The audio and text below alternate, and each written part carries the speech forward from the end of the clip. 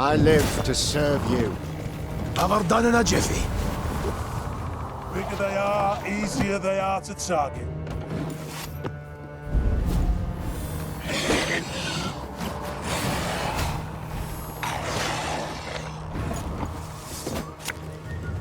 Left, right, left, right.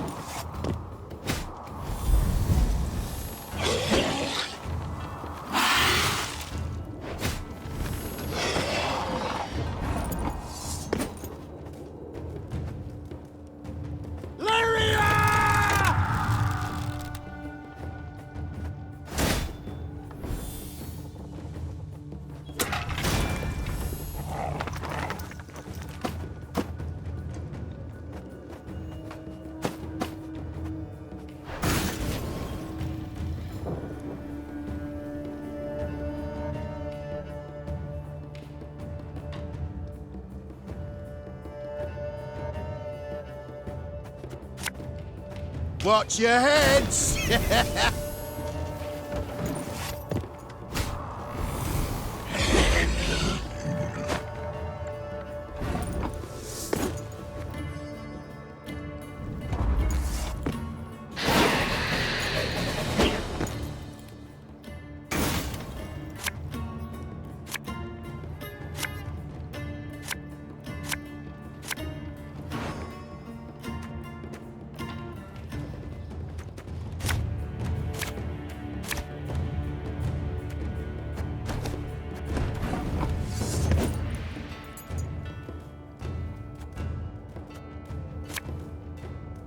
Catch!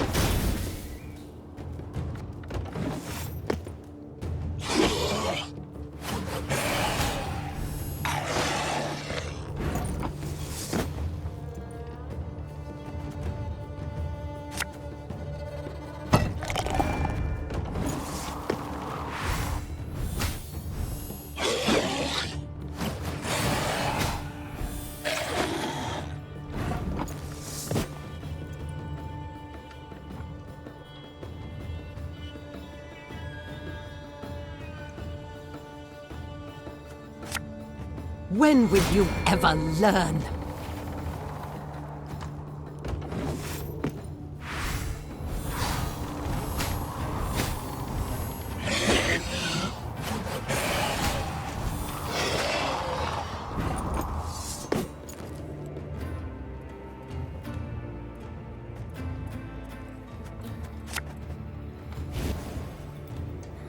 One bullet's all I need. Again and again and again.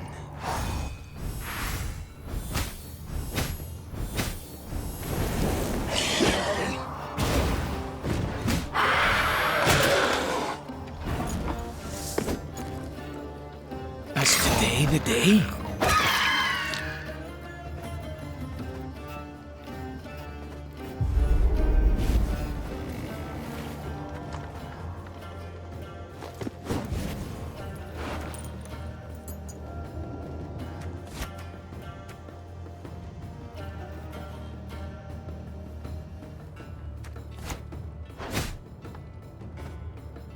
You'll never take me alive!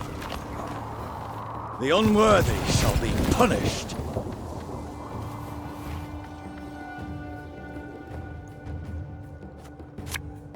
My scars? No, they don't hurt.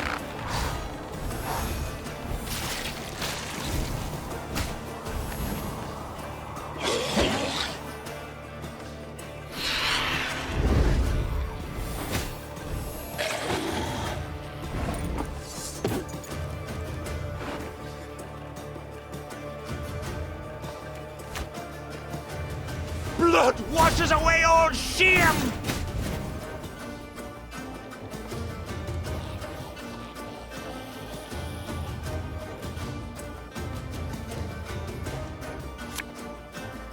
On her door!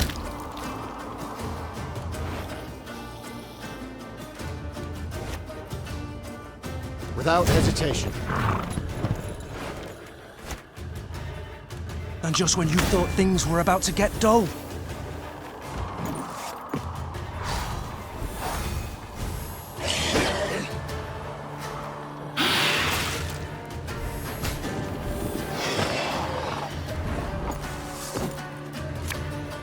Feel any burning? See a local healer or wise woman.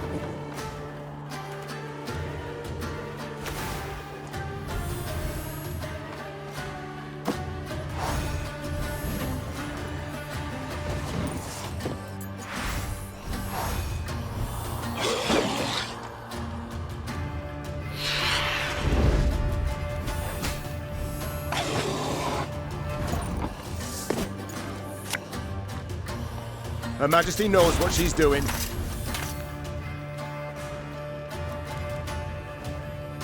May disgrace ends here! Time I wiped it away! So much anger and suffering. For what? Thing about slings, they hide well.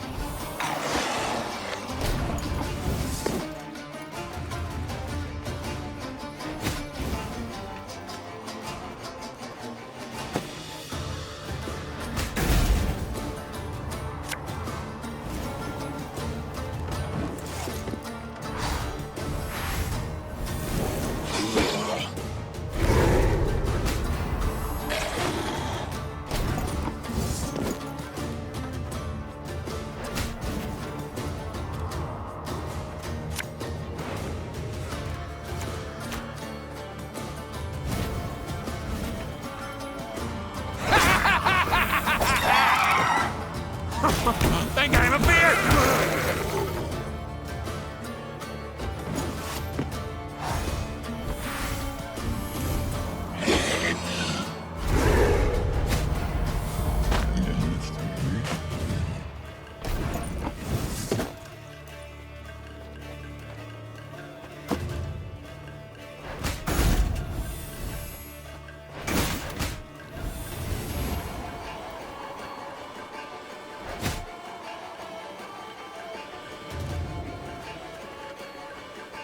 Discipline shall bring us victory!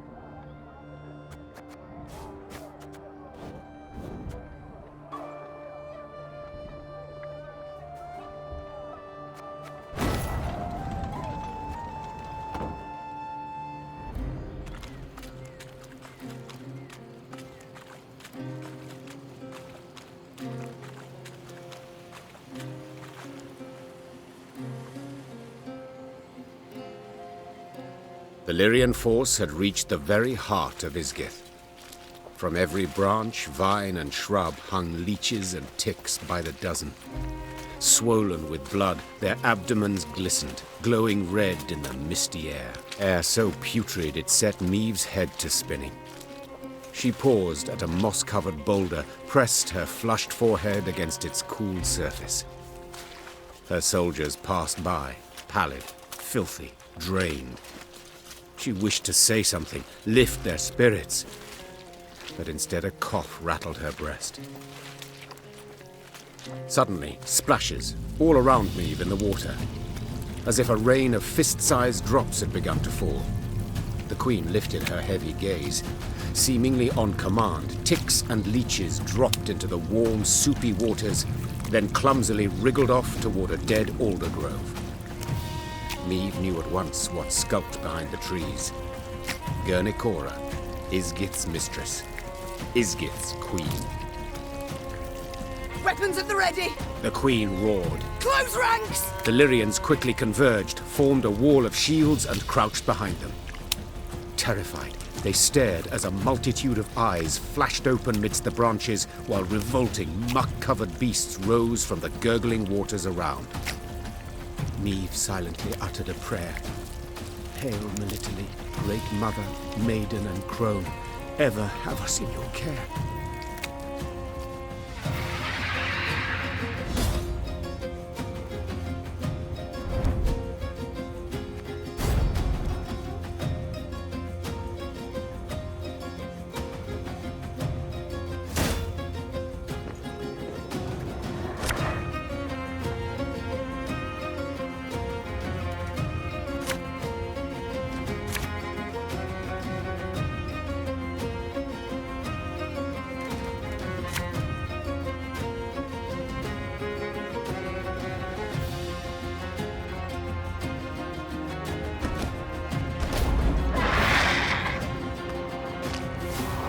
Everyone, rally to me! Lose not hope. 'Tis always darkest before the dawn.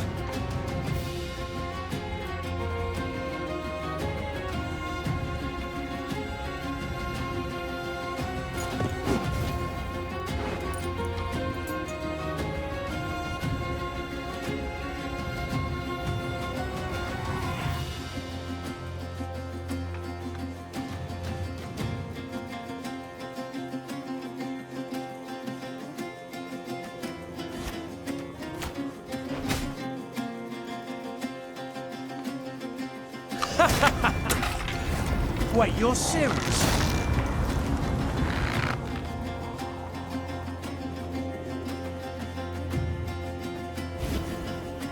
Without hesitation. We must trust each other.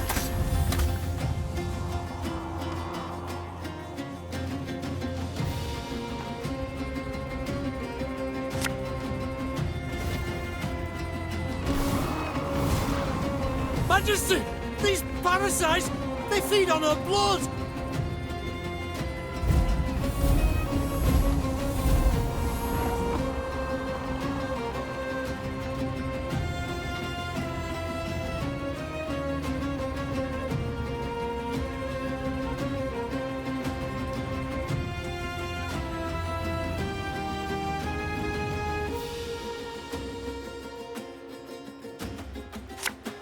You'll never take me alive!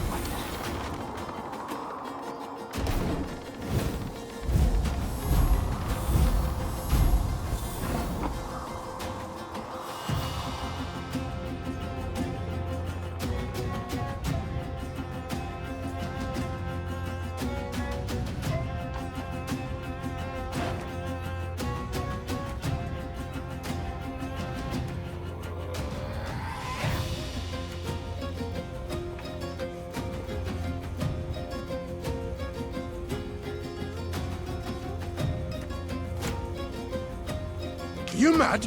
Don't shake that!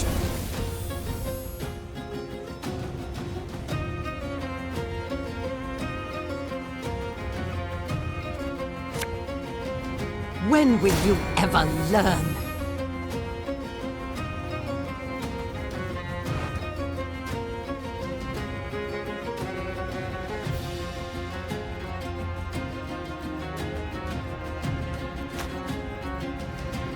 Thing about slings, they hide well.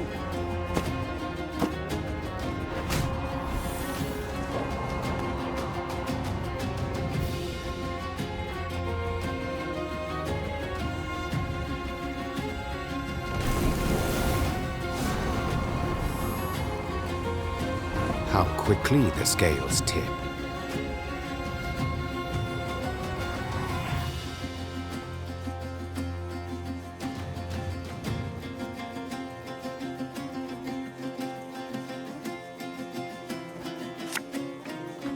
Oh, could murder a pint.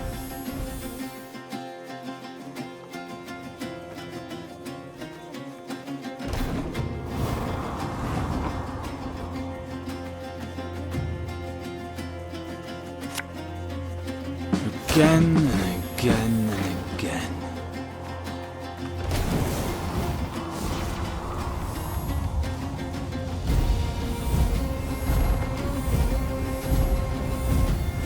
These ghastly beasts can be slain. They can be overcome.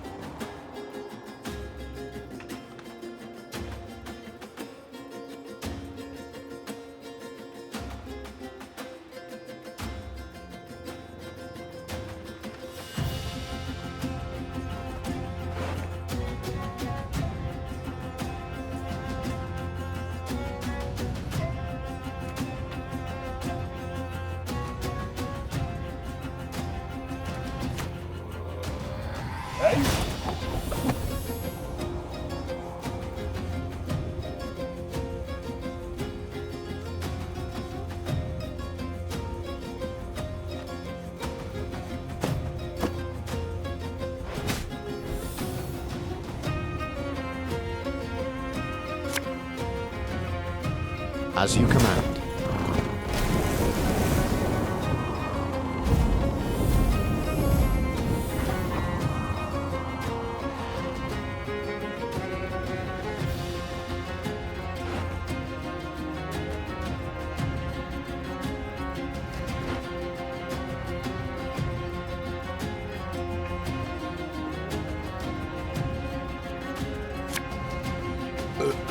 Sorry, turnips back for an encore.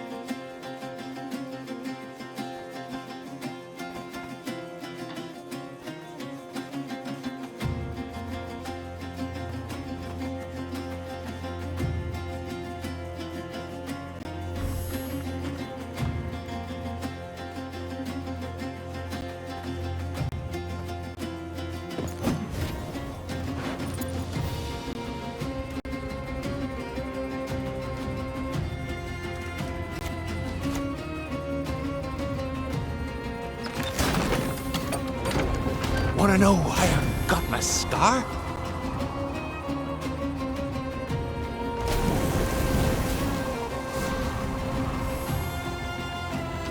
Remember that unwarranted arrogance kills, slowly and insidiously.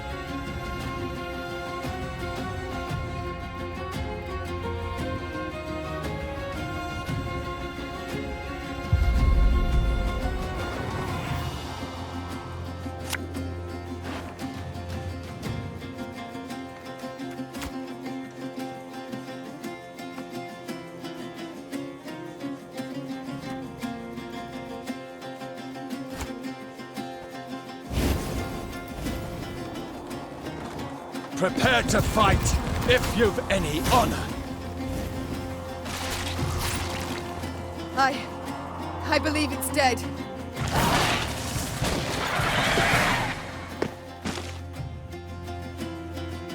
Of the battle in Isgith, Meve remembered very little.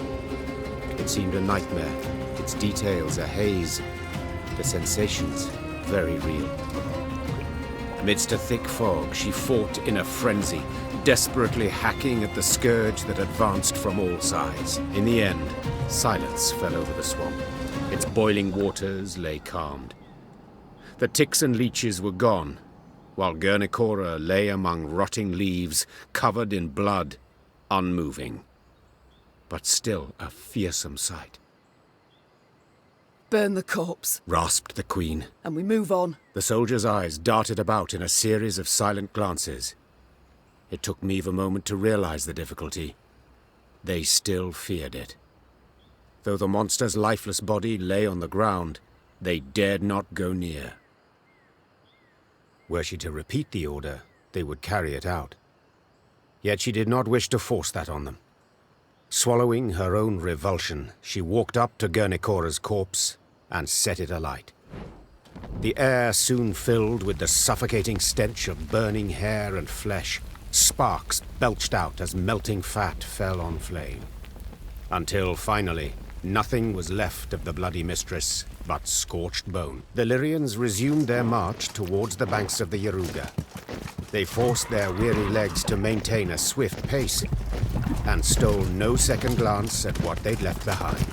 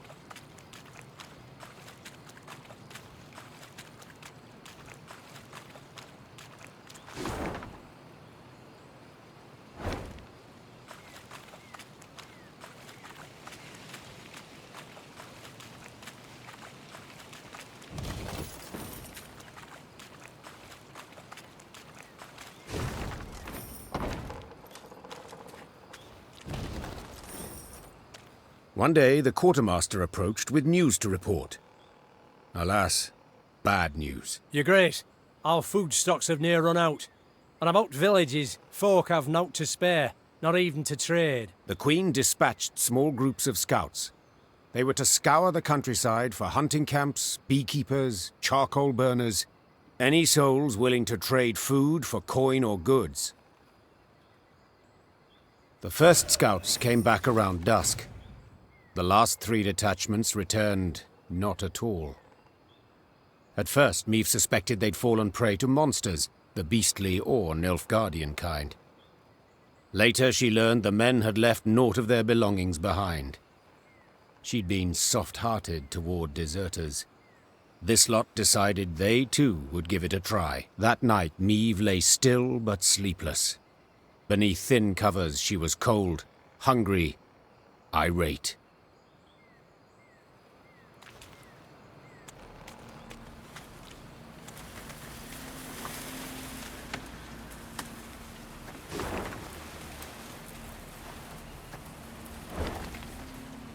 Towering alders grow thick in Isgith, their crowns weaving an expansive canopy that obscures the sky.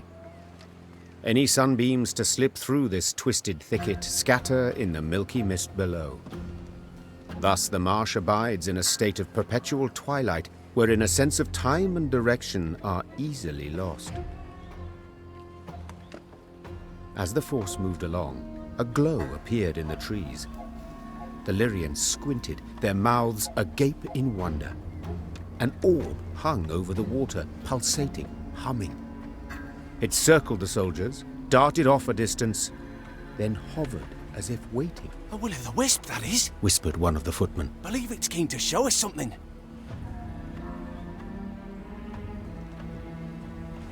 Meve knew the wisp could prove treacherous, lead them into a trap. Nonetheless, she followed, though not entirely certain why. Her soldiers seemed eager, she sensed they approved. Yet she was also simply curious. We follow it. Carefully.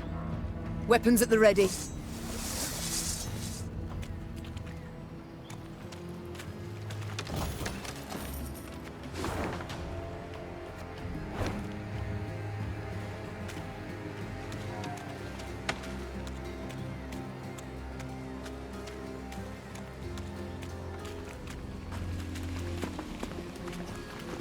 As the wisp led the Lyrians down a narrow, winding path, Meve surveyed her surroundings warily.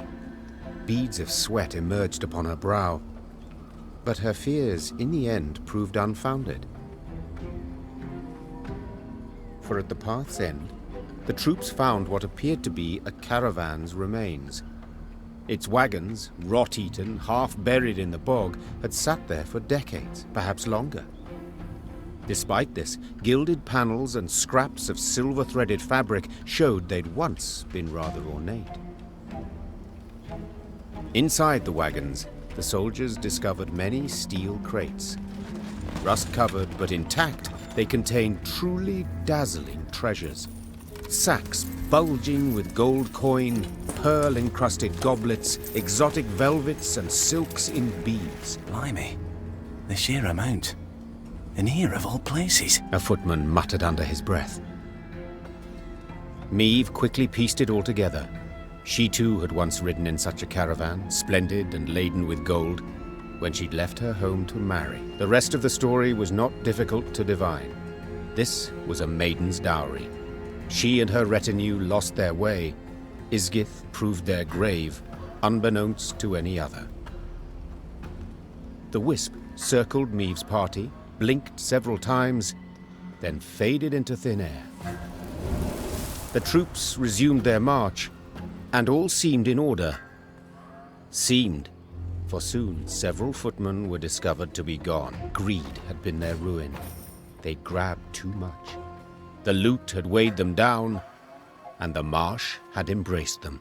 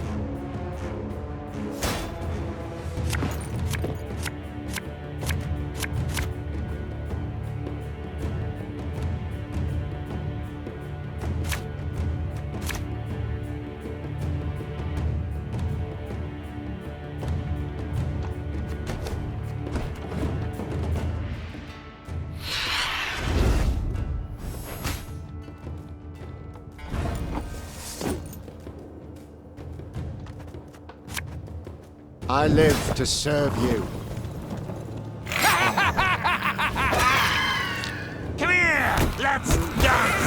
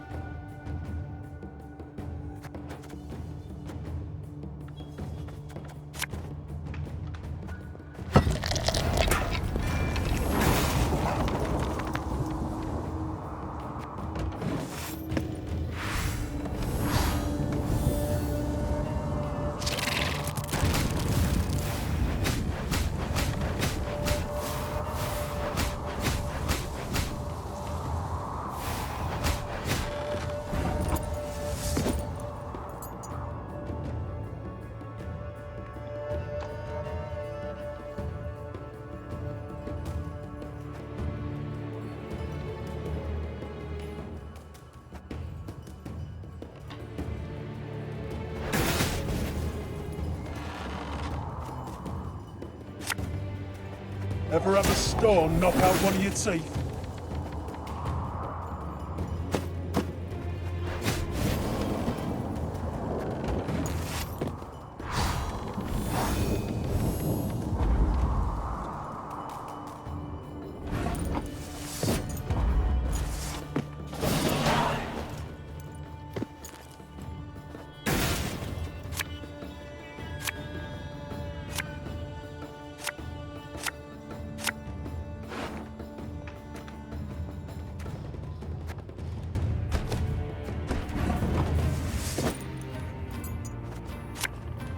This could hurt.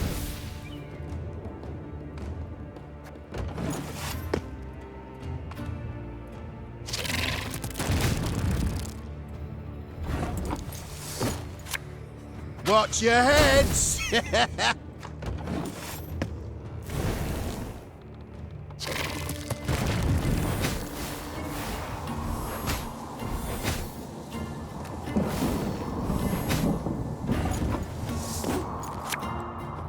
Army's a waste of time for one like me.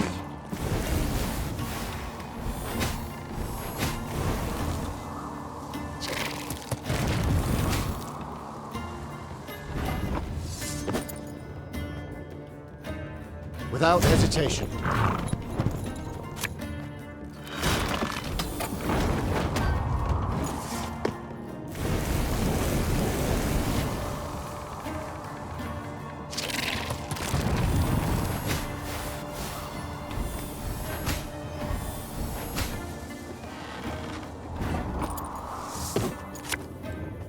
Tomorrow I'll drink with our forefathers!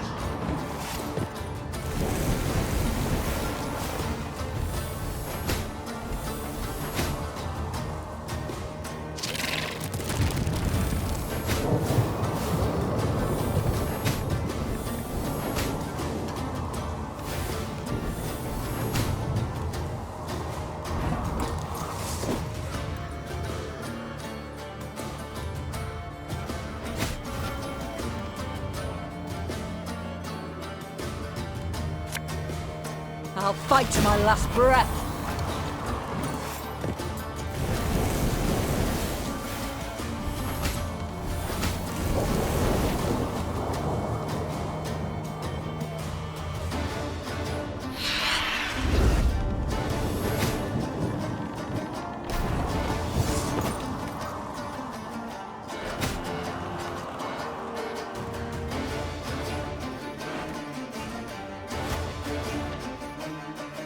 As ordered.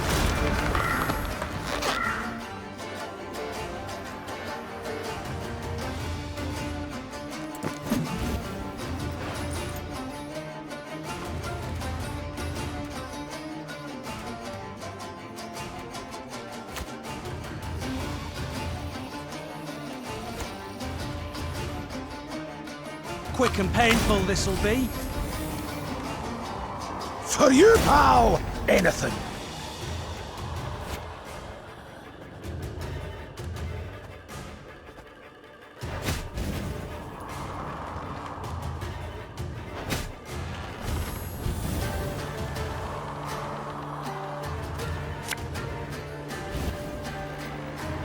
Left, right, left, right.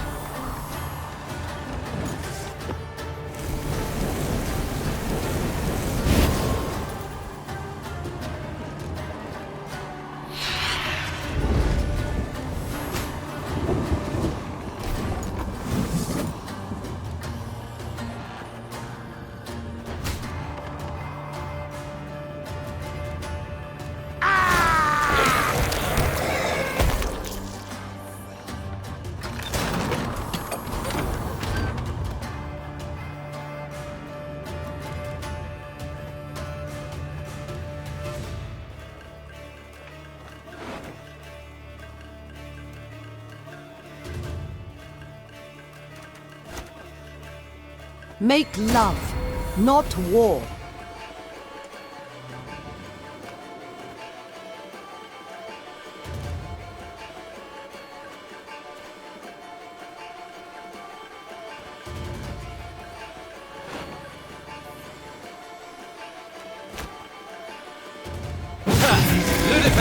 Give me some of that. Waiting for a personal invitation?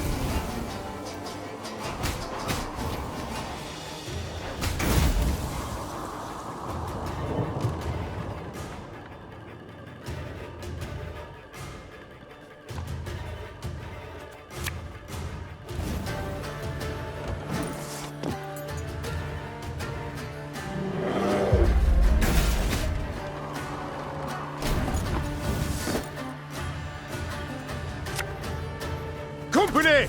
Forward march!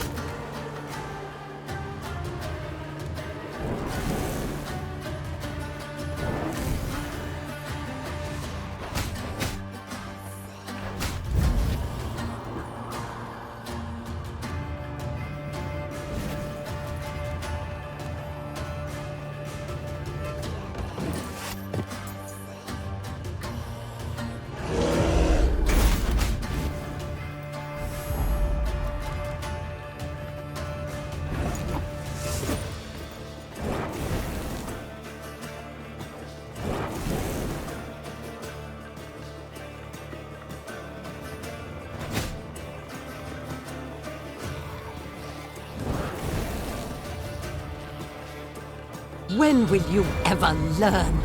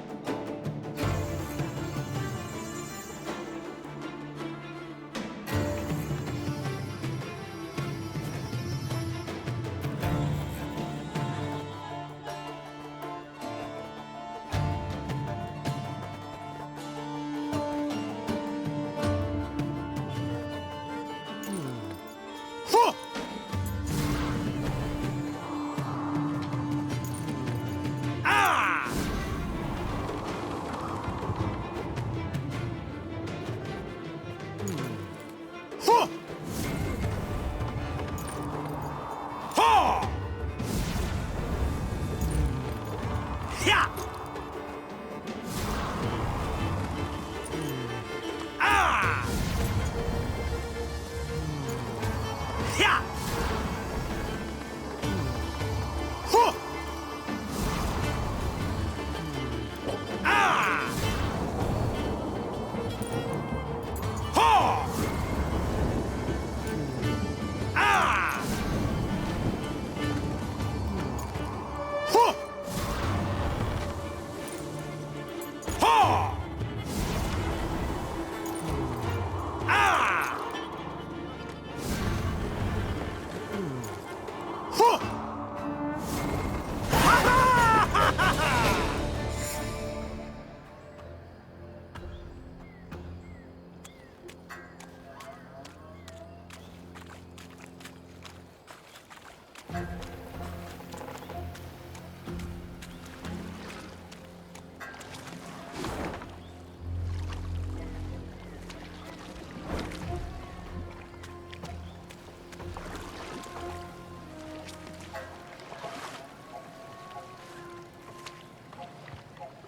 In evading Nilfgaard's banners, Meve led her force into Angren's wildest reaches. The foe could not attack the Lyrians there, yet hazards of another sort befell them. One day they reached a quagmire too vast and deep to ford. So the Queen summoned her engineer, Xavier, and called on him to build a makeshift bridge. By nightfall, he had drawn up plans. We shall start by laying abutments, then drive piles into the mire. The depth? We dropped plumb lines. 4 L's. Confused by the plans, Meve did not see as Xavier slipped a line off his shoulder. By the time she felt it on her throat, she feared it might be too late. I long awaited this moment, when we would be alone. You die now, Majesty, and with you dies Lyria's, Rivia's, the whole North's will to resist. Hail, Ketzer! Hail! What died was the Nilfgaardian rallying cry in Xavier's throat.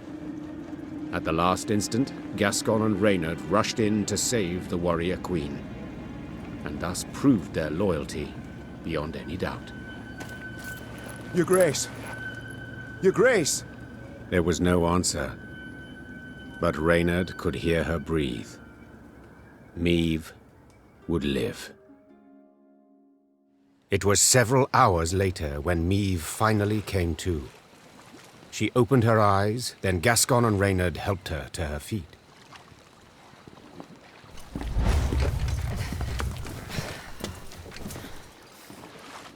Careful, Your Majesty. I should have been more careful earlier. Damn it. If you two hadn't... No need for words. You needn't mention it. I couldn't disagree more. We're due for a long conversation.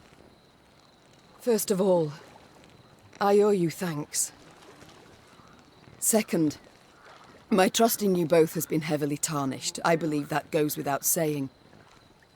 Yet today you proved beyond all doubt that I can rely on you. So I thank you. To serve under your banner, Majesty, 'tis an honor.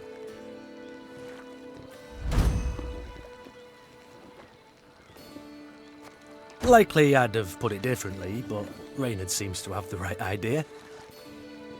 Very well. We've reassured ourselves of admiration for one another enough. We've matters to which we must attend. I trust as I lay there dead to the world, you did not sit about with your thumbs up your bums. Have you at least learned why Xavier betrayed us, sided with the Empire? In a manner of speaking, yes. Your Grace, the rogue who lunged at you, in truth, was one Gwalt ep Winoch, a Nilfgaardian spy. This discovery you made how? We found in his toolbox a concealed compartment, letters inside. Though encrypted, we managed to decipher them. They were the Grey Rider for you to read. A swine. An Imperial spy in my ranks this whole time. But to wait so long to strike, why? He'd only just received the order. Another letter in the box, signed by General Ebdahi, stated, To Gwalter ep Luinoch. Eliminate M at first opportunity. Honourless bastards. They'll stop at nout. Now, Meve, you'll gain nout by getting riled. No sense to it. This is good news, in fact. Is that so? Think. Ep Dahi had a spy in our midst. He knew our movements, had his eye on us, his finger on the pulse. He knew our plans, who we parlayed with, and yet he didn't order your assassination. For you posed no threat. Well, clearly so much changed. Congratulations! Nilfgaard fears you now. And rightly so. Just a moment, that makes no sense. He saved my life in Mahakam, on the bridge. He did, for he had to. In one of the letters we found, Ep Dahi orders Gwalter to watch over Elder-in-Chief Hoog. The Storyteller in the mountains was sent there by Nilfgaard to recruit dwarves, but their commander, the Vixen, they feared she'd attack Bruva himself, something Ep Dahi wished to avoid. Naturally. For someone else could seize power, someone not so neutrally inclined. Someone more likely to aid me, gods forbid. But we found him in the rubble at Rosberg, midst the ashes. Precisely what placed him beyond suspicion. We suspect Gwalter enlisted with the Edanians some years past, infiltrated that army. He had a hand in Rosberg's defense. Then, when the time was right, he lent that same hand to its demise. Caused an explosion that tore a hole through its walls. It worked, but at a price. He suffered severe burns. If not for our medics, he'd have... Stop. So it was not elves who brought about the fort's fall as he claimed? A filthy lie to stoke the fires of racial hatred, to stir conflict and chaos and rage that would make the realm of Edirn waver and fall. If we're to judge by Rayla's actions, he was rather successful. Bastard. Yet even so badly hurt, in such pain, not for a moment did he drop his mummer's act. I've heard much of Nilfgaardian spies, Your Grace. They're trained from childhood, face constant indoctrination. They do anything for the Emperor, anything and everything. As soon as Gwalter spotted a chance to join our ranks, to be at your side, he took it, exploited it ably. To be brief, I've traitors all about me. Your Grace, you resent our actions, I understand, but... You, Willem, the Cad Caldwell, Gascon, Gabor, finally Xavier. Tell me how. How am I to trust anyone? You can't. Amongst all the realms in the north, you're Nilfgaard's sole rival. One remaining threat. All other rulers either soundly defeated and enchained, or tails tween their legs, they've donned Nilfgaard's leash. The Black-Clads will do all to destroy you, if not upon the field, then in secret, with an assassin and a quick, sharp blade. What's left? Prayer? Melitele too is sure to turn and take Nilfgaardian gold sooner or later. Ugh. We've talked enough. We must form up. Move on. Majesty, you ought to rest. You stand swaying. Your step can't be too sure. Only my horse needs step true. Meve, you've just about had the life choked out of you. No time to play the hero. I'm not Gascon. Quite the opposite, actually. These damn swamps, they terrify me. I wish to get the hell out and never, ever look back. The Aruga lies near. I sent scouts ahead. They've secured a barge. We can sail to Red Lobington. Splendid. Sound the horns. We march.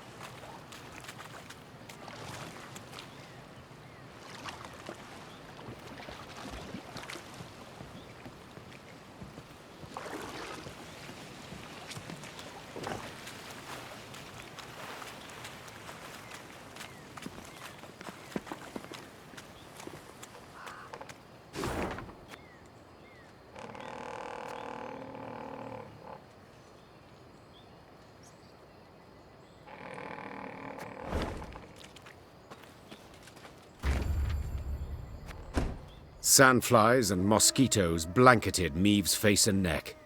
She did not bother to brush them away. She'd been in Angren long enough to know more would come in their place. Your Majesty, Reynard called from behind. our scouts have returned. We've a large force of blackclads on our tail, infantry and horsemen, and they draw nearer. Blast! Meve wiped away the sweaty hair stuck to her brow. What say you, Reynard? Shall we give them a fight? We're but a few miles from the river, where a barge awaits. It makes no sense to battle now. Though near her strength's end, Meve stepped up her pace. She could not wait to stand upon a barge deck and leave Angren's infernal bogs behind. Alas, in place of the promised vessel, they found only severed moorings. No! No, it can't be! Suddenly, Meve drove her fist into the trunk of the nearest tree. Fortunately, a soft and rotted one. This isn't so! Your Grace, have mercy. I stepped away but for a spell. Croaked a scout, pale as a ghost. And thieves jumped out the underbrush. Fell upon it. Whole band of them. A white-hair warrior. A minstrel. And a lass. What had a bow. Well, is that all? Interrupted Gascon. No vampire sat upon an ass with no saddle? You're cocked up, man. Damn it. Meve, what now? The Queen turned back towards the swamp. Between the trees, she glimpsed a golden sun glimmering upon a banner. We shall discuss that later, Said the Queen, drawing her sword. provided we survive.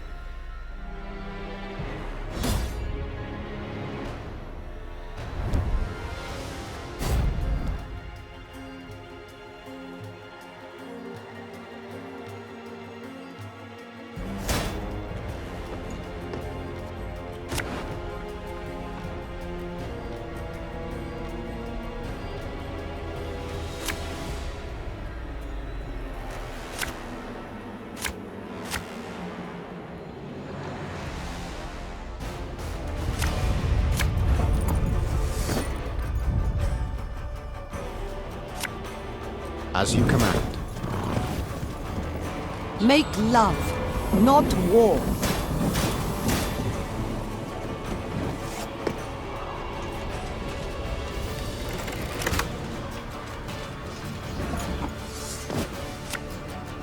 This could hurt.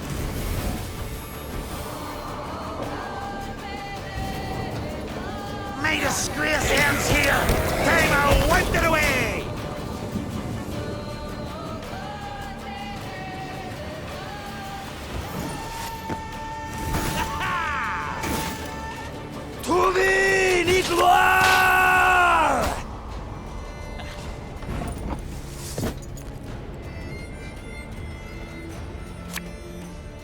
An army's a waste of time for one like me.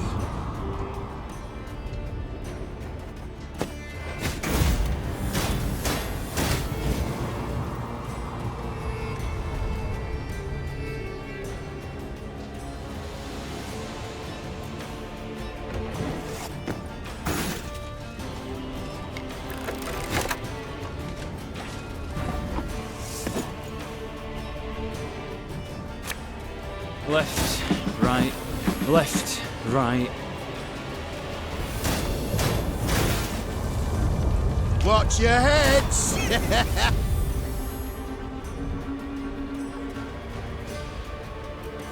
For you, pal! Anything!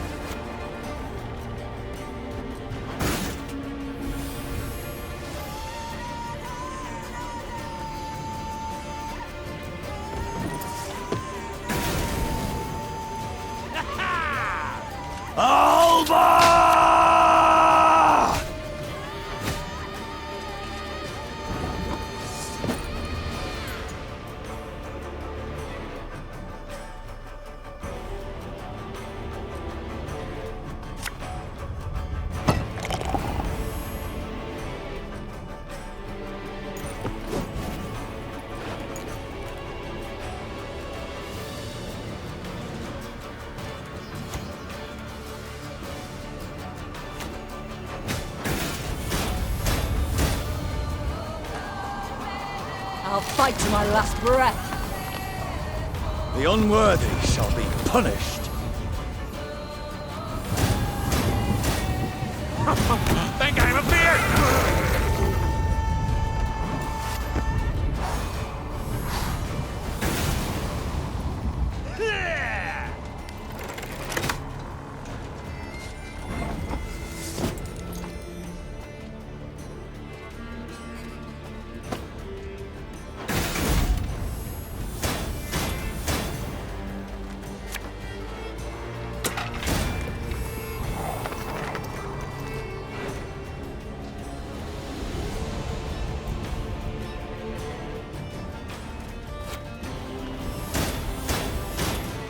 Her Majesty is exceptional.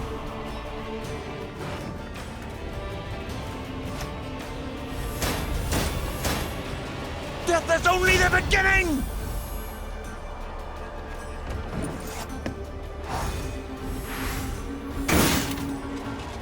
There y gloire!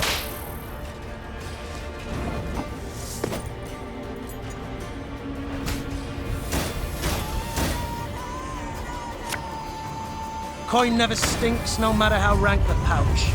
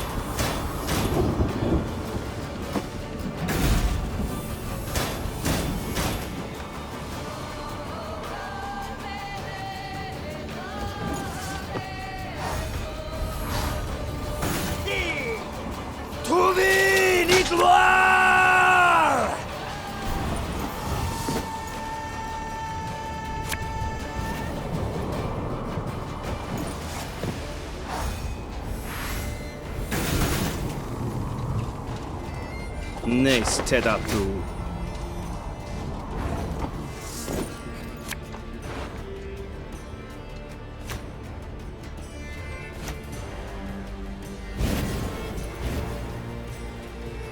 Ludicrous! Give me some of that!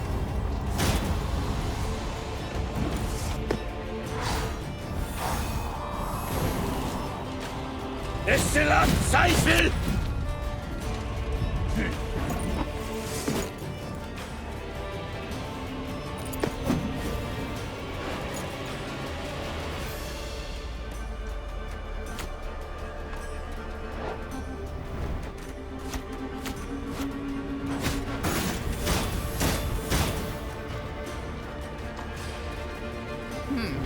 What?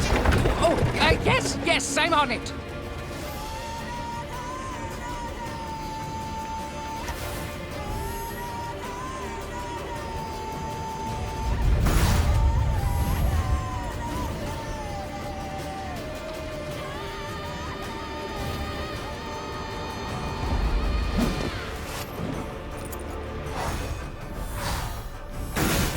Hail Kerzer!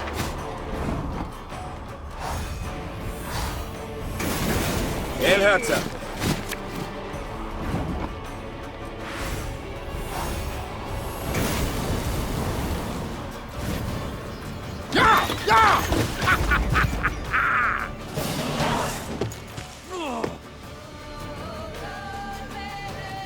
Near the battle's end, Meve faced a black-clad officer. Nimbly dodging his strike, she countered. The Queen's sword sank deep, the hilt rattling his breastplate.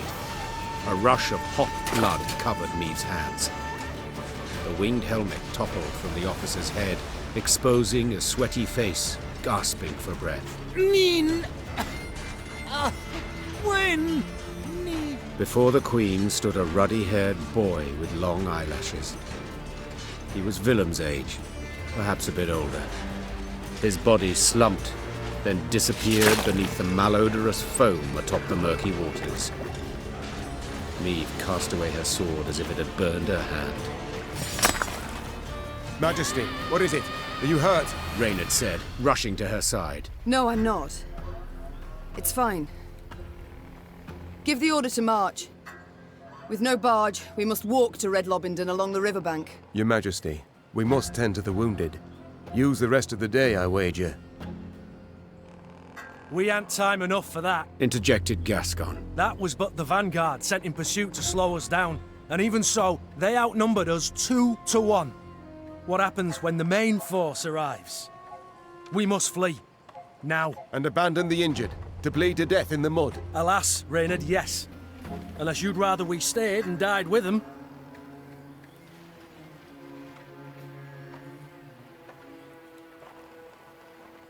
Gascon is right. Should Nilfgaard close the distance between us, we'll stand little chance. Phew.